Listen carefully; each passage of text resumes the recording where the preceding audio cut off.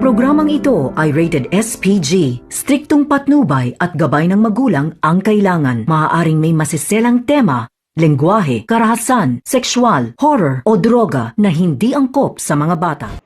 Papauwi na sa Pilipinas si Aurora na matagal na ninirahan sa Amerika at hindi alam kung ano ang magiging reaksyon niya kapag magkita sila ng kanyang ama, na kung magagalit ba siya, umaawa at mapatawad niya ang kanyang amang si Don Ignacio. At hinihiling ni Aurora na sana pagkatapos na maayos ang problema sa Pilipinas ay makabalik na siya agad sa lugar na kanlungan niya na may matahimik na buhay. Habang si President Oscar sa kubo na tinataguan niya ay tinitingnan ang mga taga roon na baka sakali may makilala siya dito sa lugar na kinalakihan niya. Samantala, nasundo na ni Agustus ang mga naulila sa Hotel de Oriente sa nangyaring hostage taking at agad pinuntahan ni Madam Lily si Mariano para kausapin.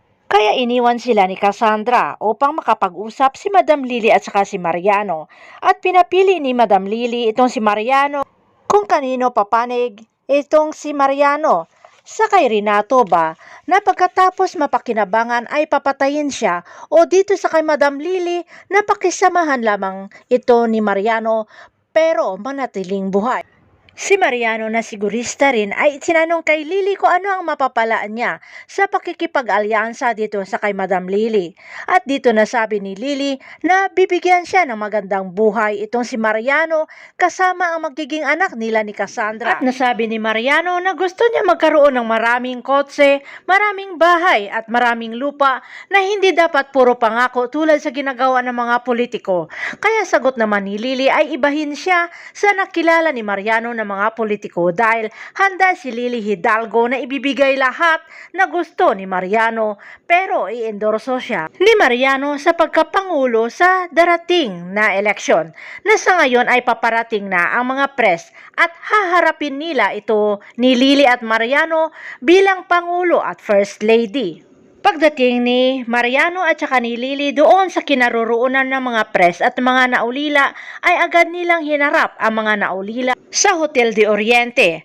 At nagsalita si Mariano bilang Pangulo na nangako na bibigyan ng hustisya ang mga namatayan. At sinabi ni Mariano na malapit nang matapos ang termino niya at ipagpatuloy pa rin nila ang pagtulong sa bayan at mamamayan sa pagtakbo ng First Lady na pagkapangulo ng bansa. Samantala, dahil naunahan ng inendorso ni Mariano si Lily, ay naisip ni Renato na kailangan palakasin ni Renato ang kandidatura niya. At si Arturo, habang pinapanood ang balita, ay nasabi rin na tatakbo siya bilang vice-presidente. Natuwang-tuwa si Renato sa sinabi ni Arturo dahil kamay na bakal itong si Arturo at maging malakas ang tandem nilang dalawa. Samantala, pinuntahan na nila Major De Vela si Talia, ang head of security ni Don Ignacio doon na nagbabantay sa seguridad ni Don Ignacio sa ospital para makakuha ng impormasyon tungkol kay Cardo Dalisay.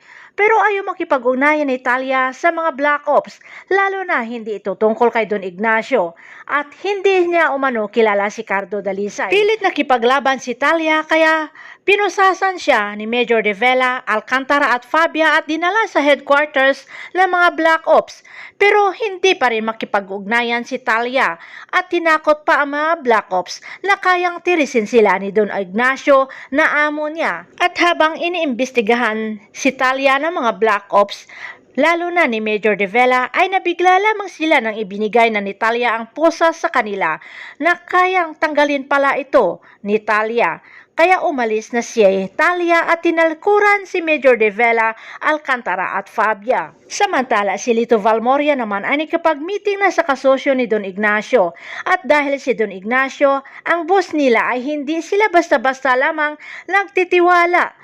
Pero sinabi ni Lito Valmoria na may malaking tao na nasa likod niya na nasa palasyo at gusto ni Lito Valmoria na makipagsosyo sa kanila, lalo na't papalapit na sa hukay si Don Ignacio at kailang mayroong mamumuno sa lugar nila na makapangyarihan rin at sinabi ni Lito na balak niyang magtayo ng napakalaking drug lab sa norte na kikita sila ng bilyon-bilyon dahil sa high quality na produkto ng droga. Pero nang nalaman nila na si Lito Valmoria ay tinalo pala ni Renato Hipolito sa negosyo, kaya pinagtatawanan nila si Lito Valmoria. At dagdag nila, ayaw nilang makipagnegosyo sa isang talunan at tinalikuran nila ito. Sa pangiinsulto ng mga kasosyo ni Don Ignacio dito kay Lito Valmoria ay hindi niya ito papalagpasin, kaya maghahanap siya ng paraan kung paano maturuan ng leksyon ang mga ito. At sa galit ni Lito Valmoria dahil sa pangiinsulto ng tamo niya ay hinagis ang baso sa dingding. Samantala, doon naman sa mansyon ni Armando ay ginamot na ni Mara sila Cardo at mga Aguila. At sinabi ni Mara dito sa ama niyang Armando na kinakailangan lamang nilang magpahinga nitong mga sugatan. Pero si Mara ay panay ang sulyap dito sa kay Cardo Dalisay na para bang may nararamdaman na ata ang dalaga habang tinitingnan ang maamong mukha ni Cardo Dalisay habang natutulog. Habang doon naman sa mga Aguila na hindi sugatan ay nag-uusap na sinabi ni manager na nagkamali si Lolo Delfin ng taong napagkatiwalaan niya at hiningan ng tulong. Nadagdag ni manager ay wala na silang mapagkatiwalaan talaga dahil sa laki ng pera na nakapatong sa ulo nila. At dagdag ng kasamahan ay mabuti niligtas sila ni Armando sa tiyak na kapahamakan at dagdag ni Herona ay utang nila kay Armando ang buhay nila. Ano kaya ang mararamdaman ng mga Task Force Aguila lalong-lalo na ni Cardo Dalisay kapag malaman na ang patong sa ulo nila ang habol ni Armando sa pagtulong sa kanila? Abangan! Pag hindi pa kayo nakasubscribe sa aking channel, please subscribe and hit the notification bell para updated kayo sa aking next